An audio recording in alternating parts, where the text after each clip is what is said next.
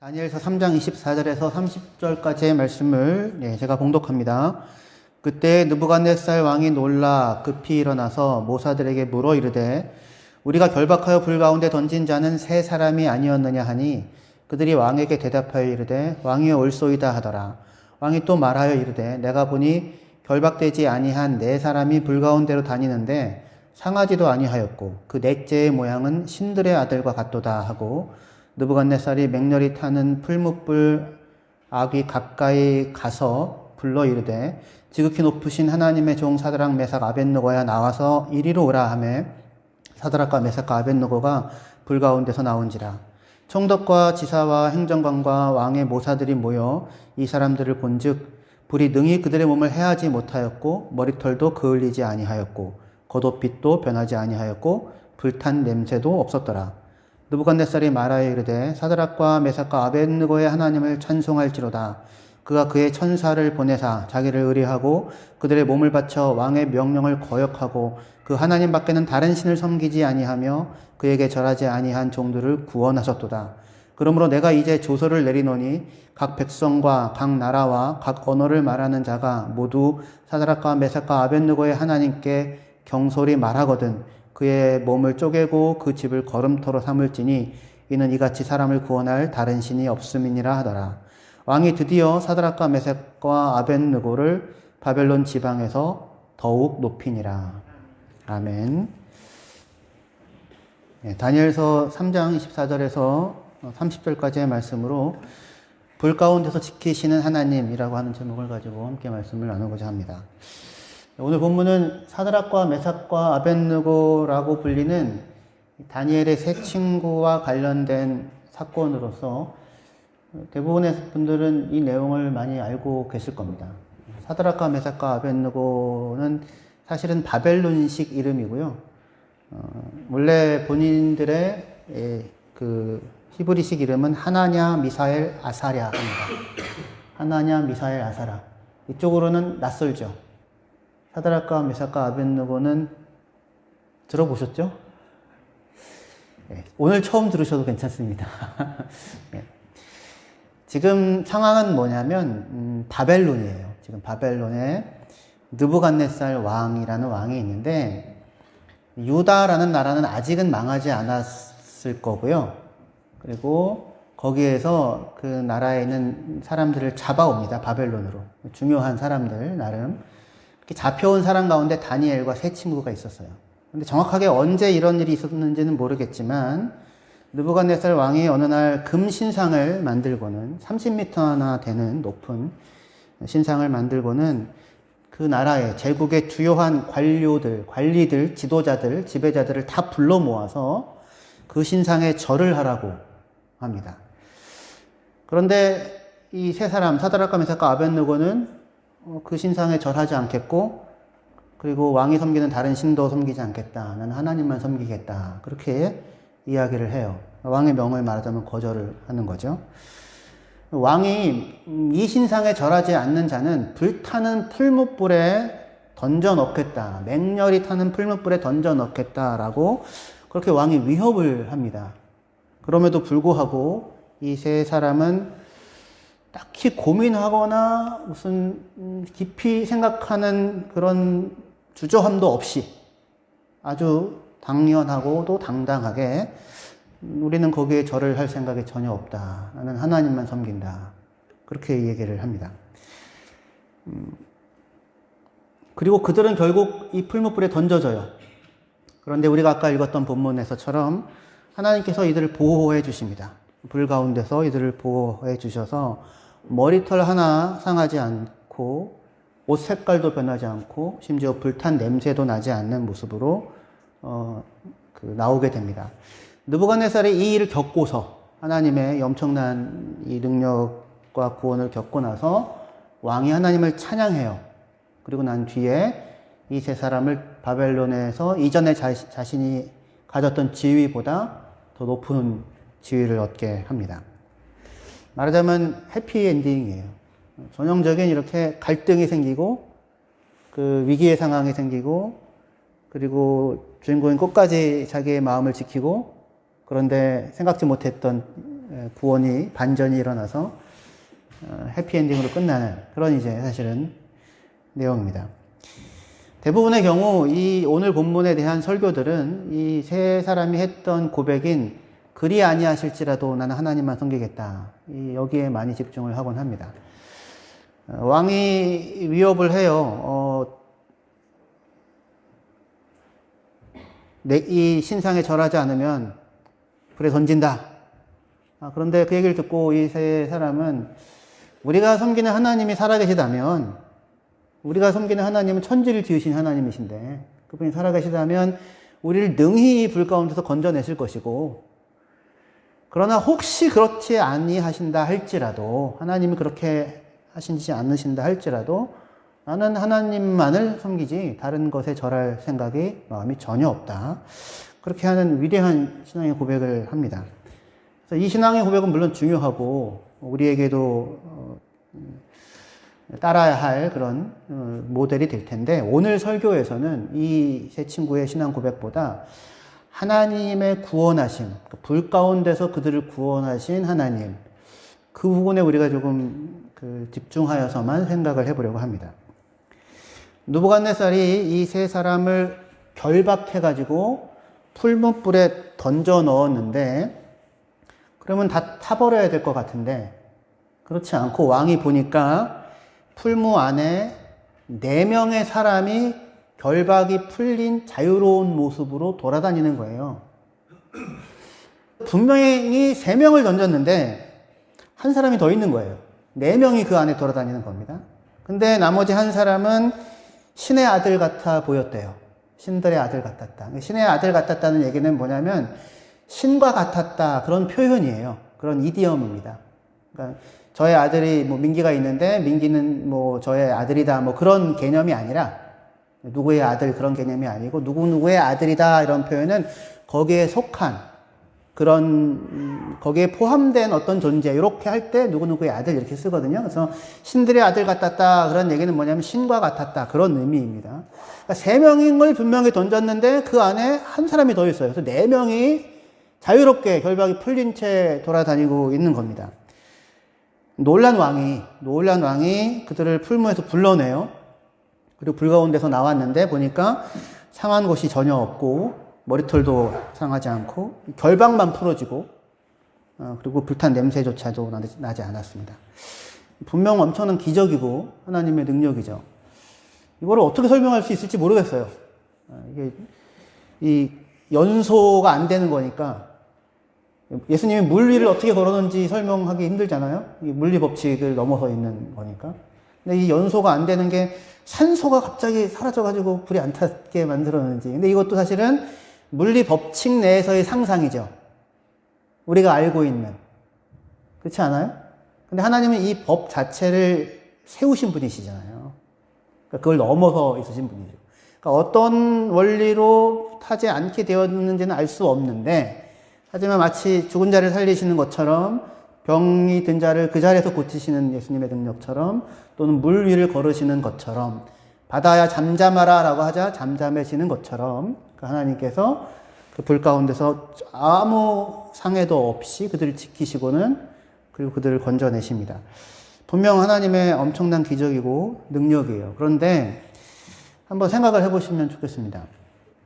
불 가운데서 전혀 해를 입지 않도록 그들을 보호하실 수 있는 그 어마어마한 하나님께서 이 사람들이 불에 던져지지 않게 하시면 되지 않았을까요?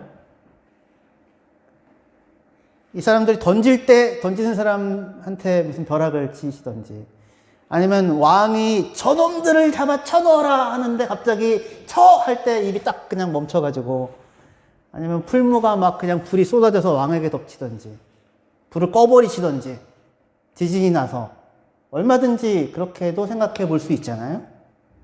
그죠? 불 가운데서 아무런 해도 입지 않게 그들을 보호하실 수 있는 능력이 있는 하나님이시라면, 자기를 의지하는 사드락과 메삭과 아벳느고, 그를 위협하고 죽음에 몰아넣는 그 힘과 세력을 꼼짝 못하게 그렇게 하실 수도, 그렇게 하는 방식으로 힘을 쓰실 수도 있을 텐데, 그렇게 하지 않으시고 그렇게 하지 않으시고 불 속에 던져져 있는 그들 곁에 계세요. 3명이 던져졌다고 생각했는데 아니었어요. 하나님이 그 불 가운데 있는 그들 곁에, 옆에, 불 가운데, 불 속에 함께 계시면서 그들을 보호하시더라고요. 그런 방식으로 당신의 힘을 쓰시고 그런 방식으로 통치하시더라고요. 누구도 위협하지 않으시고 협박하지 않으시고 자기를 의지하는 자를 보호하시는 것으로 당신의 통치를 나타내십니다. 그러니까 이 하나님의 통치 방식은, 능력을 사용하는 방식은 느부갓네살이 자기 힘을 사용하는 것과는 정반대에 있는 거예요. 근동 일대를 평정한 느부갓네살 왕이 자기의 통치를 구현하는 방식은 뭐였어요? 위협과 협박이었죠. 절하지 않으면 맹렬히 타오르는 풀무불에 던져 넣겠다. 그죠? 다니엘 3장 6절에 그렇게 얘기하죠. 즉시 누구든지 엎드려 절하지 아니하는 자는 즉시 맹렬히 타는 풀무불에 던져 넣으리라. 말들이 굉장히 세요. 그죠? 즉시 맹렬히 타는 풀무불 던져 넣으리라. 다른 사람들은 이 왕의 이 힘, 세력, 위협, 협박 앞에 굴복하고 아무 말 없이 왕의 말을 따라요. 그런데 생각지도 못했던 일이 일어나는 게 이 3명입니다. 사드락과 메삭과 아벳느고는 왕의 명령 따르기를 거부합니다. 그러면서 하나님이 풀무불에서도 능히 우리를 건져주실 수 있을 뿐 아니라 혹시 그렇게 하지 않아도 우리는 하나님 말고 다른 것을 하나님으로 인정할 생각이 눈꼽만큼도 없다. 그렇게 얘기를 하세요. 이 말을 듣고 느부갓네살이 하는 반응은 무엇이었냐면 분이 가득하여서 풀무불을 7배나 더 뜨겁게 하라고 명령합니다. 근데 여기가 되게 재미있는 부분이에요. 당시 근동 전체에서 가장 힘이 있는 자가 자기 명령을 거부하는 자에게 할 수 있는 일이란 더 강한 불로 그를 위협하는 것 말고는 다른 방법이 없어요. 그게 7배가 되면 비로소 죽고 그 전이면 안 죽는 게 아니잖아요. 이미 충분히 위협적인데 거부하는 그를 굴복시킬 다른 방법이 없어요. 더 센 불로 협박하는 것 말고는. 그 힘으로, 그러니까 무력하고 무능력해요. 그 힘이 두려운 사람들에게는 그게 뭔가 작용을 하긴 하겠지만 그렇지 않은 자에게는 아무것도 할 수가 없고 다만 더 맹렬한 불로 죽이겠다는 협박뿐입니다. 이후 재밌는 것 또 이어지는 부분인데 느부갓네살이 이 하나님의 구원을 경험합니다. 보호하셔서 건져내시는 것을 경험하죠. 그리고 나서는 하나님을 찬양을 해요. 와, 하나님 대단하다. 어마어마한 분이구나. 그리고 끝나는 게 아니라 여기서 한 걸음 더 나가서 조서를 내립니다.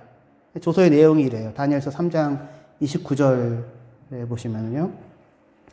그러므로 내가 이제 조서를 내리노니 각 백성과 각 나라와 각 언어를 말하는 자가 모두 사드락과 메삭과 아벳느고의 하나님께 경솔히 말하거든 그 몸을 쪼개고 그 집을 거름토로 삼을지니 이는 이같이 사람을 구원할 다른 신이 없음이니라 하더라.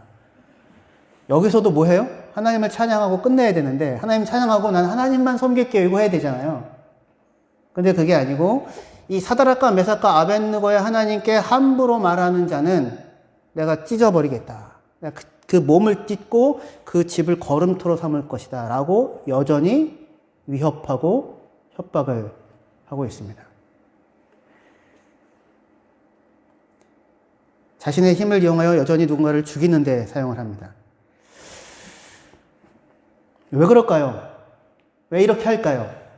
하나님을 찬양하고 말 상황이 아니라 여전히 마지막에까지도 이 하나님께 함부로 말하는 사람은 내가 죽일 줄 알아. 근데 사실 조금 전에 느부갓네살이 하나님께 함부로 말했었거든요. 뭐라고 말했냐면 그 사드락과 메삭과 아벳느고가 신상에 절하지 않겠다고 하니까 야 절해. 한 번만 봐줄게 절해.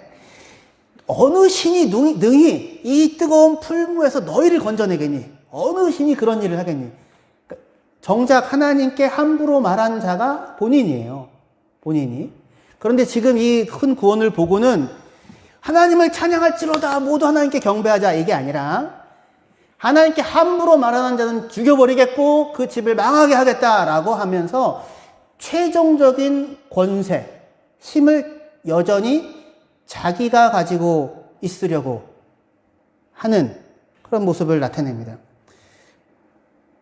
느부갓네살은 이렇게 하나님께 함부로 하는 자는 몸을 쪼개겠다고 위협하지만, 하지만 정작 하나님은 자신을 섬기지 않고 우상을 만든다고 폭력으로 누군가를 강제하는 분이 아니에요. 느부갓네살에게 번개를 치시지 않습니다. 그죠? 느부갓네살은 위협과 협박으로 누군가를 죽이는 것으로 자신의 통치를 나타내지만, 하나님은 그런 부당한 폭력에 고통받는 사람들을 보호하고 건져내시는 것으로 자신의 힘을 사용하세요. 그것으로 당신의 통치를 나타내십니다. 그렇기 때문에 하나님의 아들 예수는 로마 황궁에 태어나신 것이 아니라 베들레헴의 말구유에 태어나셔서 십자가에 죽으시는 것으로 그 통치를 드러내십니다. 하나님의 통치를. 예수님은 우리 곁에 찾아오셨고 우리와 같은 자리에 서십니다. 그리고 아무것도 아닌 비천한 나의 삶의 자리 이곳에 하나님께서 여기 곁에 계셔서 우리를 지키시고 우리를 보호하시고 우리를 구원해 내시는 것으로, 예수님이 비천하고 천한 자리에 오셔서 십자가에 죽는 죽음의 자리까지 같이 서시잖아요. 그건 누가 겪어야 하는 운명입니까? 죄인들인 우리들이 겪어야 하는 운명이잖아요. 근데 그 옆에 서시더라고요. 거기에 죽음에 던져지는 그 자리에, 십자가의 자리에 거기에 같이 서시더라고요. 우리는 그것을 해결할 방법이 없는데, 우리는 절망인데, 그런데 하나님은 그 옆에 서셔서 그것을 겪으시고는 그걸 뒤집어 부활로 만들어 내시는 능력이, 그들에게 구원을 주시는 힘이 하나님에게 있으시더라고요. 하나님은 그 풀무불을 꺼버리거나 풀무불에 사드락과 메삭과 아벳느고를 던지는 자들을 죽이시는 형태로가 아니라 대신에 불 가운데 있는 그들 곁에, 그 속에 함께 계시며 그들을 보호하고 지키시는 형태로 당신의 능력을 나타내십니다. 그럼 우리는 사실은 이 얘기를 듣고는 이해는 갑니다. 하나님 그렇게 하셨구나. 근데 사실 안 그러셨으면 좋겠다는 생각이 들지 않아요? 불 속에서 나를 보호해 주지 마시고 불 가운데 던져지지 않게 하여 주시옵소서. 그거 아닙니까? 물 속에서 나를 건져지지 마시고 물 속에 빠지지 않게 하여 주시옵소서. 그게 우리의 기도일 거예요. 그런데 사실 지금 이 사람들을 불 속에 던지는 자는 누구였어요? 느부갓네살 왕이었죠. 그죠? 이 세상은 끊임없이 누군가를 불 가운데 던지고 물 가운데 빠뜨리는 것으로 자기의 존재감을 확인하고 자기의 힘을 사용하는 공간입니다. 느부갓네살이 왜 모든 사람들을 불러 모아서 이 신상하게 내가 만든 신상에 절해라, 안 그러는 자는 다 죽이겠다라는 얘기를 왜 할까요? 두렵고 불안하기 때문입니다. 강해서가 아니라 충분히 강하지 않아서 그런 거예요. 느부갓네살 통치 10년째 되는 해에 제국에서 반란이 있었습니다. 기록에 따르면 반란이 있었고 느부갓네살은 그것을 진압하게 됩니다. 그런데 예레미야 51장에 따르면 당시에 유다의 왕이었던 시드기야가 바벨론에 불려갔다가 돌아오는 일이 기록되어져 있어요. 근데 그때가 느부갓네살 통치 10년째예요. 그러니까 아마도 느부갓네살 통치 10년째 제국에 반란이 있었고 반란을 진압한 뒤에 그 나라의 중요한 지도자들을 다 불러들이는 겁니다. 그 모습이 마치 이 다니엘 3장의 기록과 유사해요.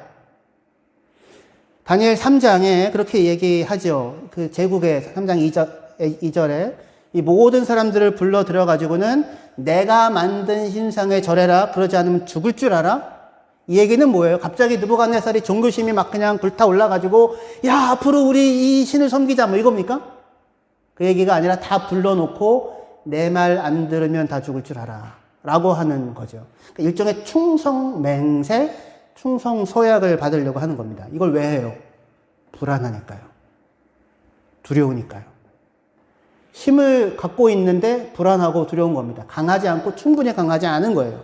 그래서 그 힘을 사용하는데 어떻게 사용합니까? 자기를 지키기 위해 누군가를 위협하고 협박하고 파괴하고 죽이는 것으로만 힘을 사용합니다. 그 큰 힘과 권력을 가지고 누군가를 살리고 보호하고 구원하고 생명을 누리게 하는 방식으로 결코 사용을 하지 못하고 있는 거죠. 하지만 하나님은 어때요? 하나님은 그렇지 않죠. 하나님은 이 세상의 위협과 폭력에 노출되어 불 가운데 내던져지는 사람들, 이 세상에 의하여 무수하게 불 가운데 내던져지는 사람들, 그 속에서도 하나님을 믿고 의지하는 사람들, 그 사람들 곁에, 그 속에 그들과 함께 계시면서 그들을 지키고 보호하시는 일을 하십니다. 살면서 우리는 여러 어려움과 고난을 만나죠. 그죠? 불 가운데 던져지는 것 같은 일들을 겪습니다. 갑작스러운 질병, 이유 없이 누군가에게 당하는 고통스러운 일들, 믿고 신뢰하며 애정을 쏟았던 자로부터 당하게 되는 배신, 환경의 변화로 생겨나는 갑작스러운 경제적인 어려움, 이런 것들, 온통 내 삶을 뒤흔드는 어려움에 빠지기도 합니다. 그럴 때 우리는 하나님께 기도하게 되죠. 당연히 어려운 상황 속에서 하나님, 이 어려운 일들을 어서 막아달라고, 더 힘든 일을 겪지 않게 해달라고, 얼른 이 상황에서 꺼내달라고 기도하곤 합니다. 근데 하나님은 우리의 기도에 그때마다 바로바로 응답하시는 것 같아 보이지가 않는 때가 많은 것 같아요. 나는 여전히 그 속에 있고 상황은 여전히 두렵고 위협적으로 느껴집니다. 아픔과 고통은 여전하고, 그리고 나는 이 상황에서 벗어날 수 없을 것 같습니다. 하지만 잊지 마십시오. 하나님은 바로 그런 당신 곁에, 그 옆자리에, 그 불 가운데 우리와 함께 계십니다. 함께 고난을 겪으시고, 하지만 그 고난이 우리를 태워버리지 않도록 우리를 붙잡아 주십니다.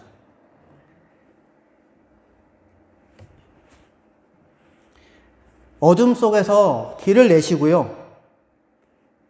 그 어려움이 오히려 복이 되도록 바꾸시는 일을 하나님은 능히 우리의 삶 가운데서 행하십니다.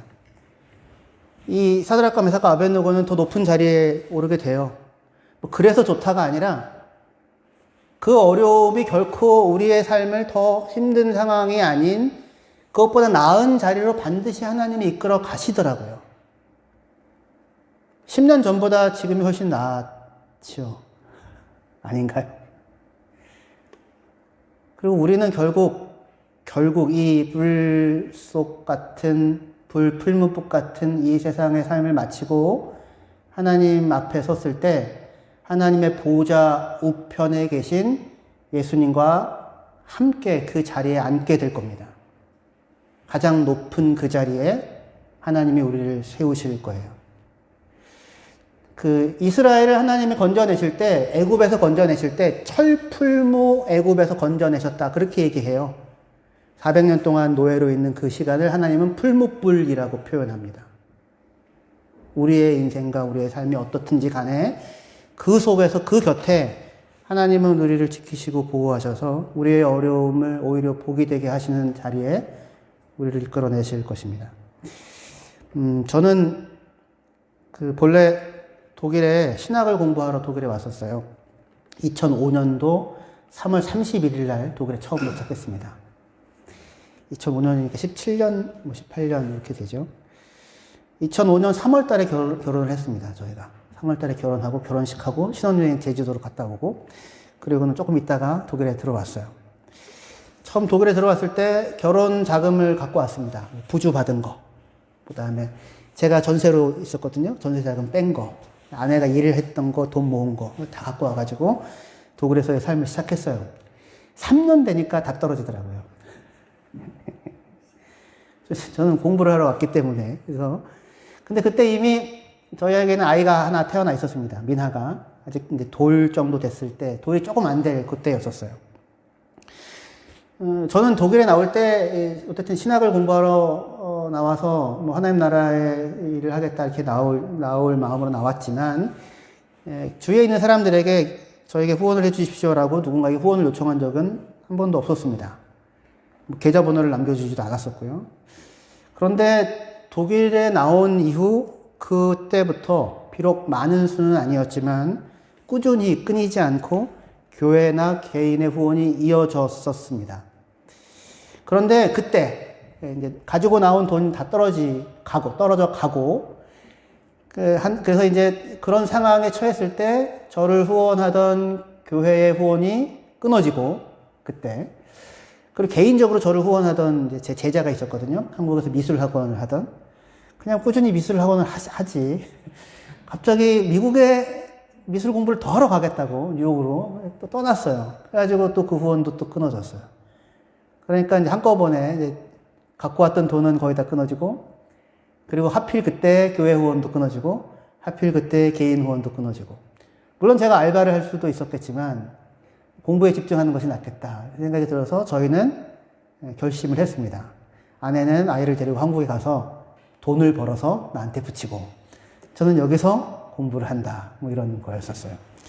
근데 아이가 한 돌도 되지 않은 그 깐난자기를 들고 한국 가서 일을 한다는 게, 물론 그냥 마음 세게 먹고 한다면 할 수 있을지 모르겠지만, 그렇게 쉬운 일은 사실은 아니었었습니다. 떨어져서 한 달, 두 달 이렇게 지내면서, 정말 고통스러운 사실은 마음이었어요. 사람이 이게 돈이 있음에도 불구하고 이유가 있어서 굶는 것과 돈이 없어서 어쩔 수 없이 굶는 건 다른 겁니다. 발령이 나서 어쩔 수 없이 가족과 떨어지는 건 쉬운 일 아니지만, 돈이 없어서 어쩔 수 없이 가족과 떨어져야 하는 상황은 쉽지 않은 거죠.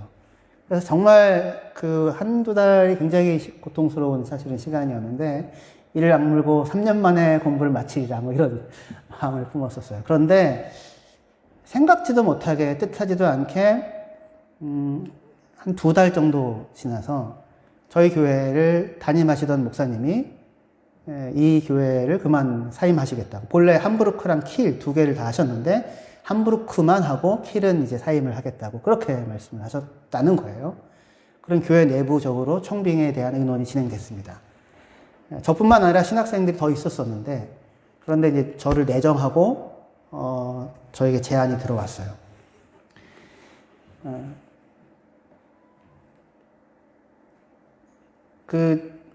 교회를 맡고 계셨던 목사님이 저한테 그렇게 하시는 걸로 아세요? 저한테 이렇게 얘기를 하시더라고요. 아니, 목사님, 지금 기도할 수 있는 시간을 주셔야죠. 저한테 그래도 한 2주는 기도를 해보고 결정하라고 시간을 줘야 되지 않겠습니까? 뭐 기도해 보시라고 하시더라고요. 제가 이제 마음을 먹고, 하나님 아버지, 제가 이게 하나님의 뜻입니까? 라고 기도를 하려고 하는데, 하나님 저한테 그러시더라고요. 야, 까불지 마라. 가족이 떨어져 있는 이 상황보다 더 확실한 나의 뜻에 대한 표현이 더 있겠니? 무엇이 있겠니? 예, 알겠습니다. 그리고 제가 목회를 어쨌든 하게 되었습니다. 그리고 저와 제 아내는 다시 독일로 돌아올 수 있었어요. 6개월 만에, 떨어진 지 6개월 만에 돌아오게 되었습니다. 근데 재미있는 것은 저와 제 아내가 떨어진 지 6개월 만에 오고 나서, 그때 바로 제가 다시 목회를 시작하는 그때, 전혀 생각지도 못했었던 교회에서 후원을 하겠다고 또 연락이 오더라고요. 보통은 연초에 하거든요.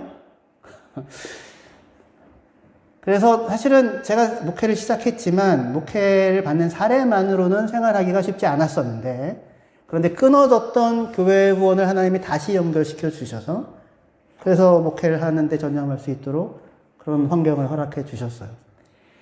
사실은 생각해보면, 만약에 그 교회가 6개월보다 먼저, 한 6개월만 먼저 저를 후원해 주겠다 라고 했거나, 아니면 저를 후원해 주던 교회가 조금 더 길게 저를 후원해 주기로 했거나, 아니면 미술학원을 하던 그 친구가 미국으로 유학 가는 일정을 조금만 더 미뤘다면, 2개월만 더 미뤘다면, 저와 저 아내는 떨어져서 지내는 경험을 하지 않았을 거예요. 않았을 수 있어요. 그런데 하나님은 그렇게 우리를 떨어져서 지낼 수 있는 경험을 겪게 하시더라고요. 그래서 제가 하나님, 이게 하나님 뜻입니까? 라고 기도할 때, 까불지 마라. 이보다 더 확실한 나의 뜻이 어디 있겠느냐. 그렇게 하셔서 저를 목회를 하는 자리로 이끄시고는 끊어졌던 후원을 다시 연결시켜 주셔서 내가 너를 알고 너의 형편을 알고 너를 지키고 너를 돌보고 있다 라고 하는 것을 분명하게 말씀을 해주시더라고요. 그리고 나서 저는 이제 풀무불에서 벗어나서 늘 룰루랄라 하며 살았을까요? 그렇지는 않았습니다. 그 이후에도 여전히 여러 가지 어려움들과 쉽지 않은 고통스러운 일들이 있었어요. 하지만 하나님은 한 번도 그 고통의 불이 우리를 태우도록 내버려 두시지 않으셨습니다. 한결같은 사랑으로 그 불 가운데서 우리 곁에서 우리를 지키셨고 우리의 삶을 인도해 주셨어요. 비천하고 가난한 우리 곁에, 바로 그 곁에 하나님이 우리와 함께 하십니다. 가지고 있는 힘으로 누군가를 무릎 꿇리고 위협하고 협박하는 방식으로가 아니라 십자가를 지시고 고통하는 우리 곁에 같이 옆에 그 곁에 서셔서 그것을 겪어내시는 것으로, 그런데 그 가운데서도 하나님이시군요. 하나님이 내 삶을 아시고 돌보고 지켜내시고 보호하시는 분이시군요 라고 하는 삶의 고백을 우리로 하여금 하게 하시면서 우리를 인도해 가십니다. 그러니 상황과 환경을 보시고 두려워하지 마시고 떨지 마시고 불 가운데서도 등이 우리를 지키실 뿐 아니라 그 속에서 우리를 구원을 낳으시는 하나님의 하나님 되심을 날마다 신뢰하며 살아가시는 저와 여러분들 되시기를 주의 이름으로 축원합니다.